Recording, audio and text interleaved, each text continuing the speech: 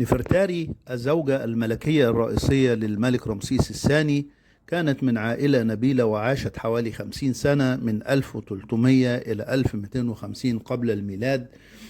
اسم نفرتاري يعني المحبوبة التي لا مثيل لها أو جميلة جميلات الدنيا، ونفرتاري هي واحدة من أكثر الملكات المصرية شهرة.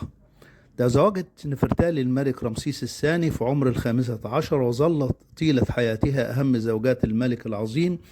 والمعبد الصغير في أبو سمبل يظل شاهدا على أن نفرتاري كانت الزوجة الأحب لقلب رمسيس الثاني، والمرة الأولى في تاريخ المصري القديم التي يكرس فيها معبد لملكة، وكذلك المرة الأولى في الفن المصري القديم تكون تماثيل الملك والملكة متساويين في الحجم. وتعتبر مقبرة نفرتاري هي الأجمل في وادي الملكات في غرب الأقصر.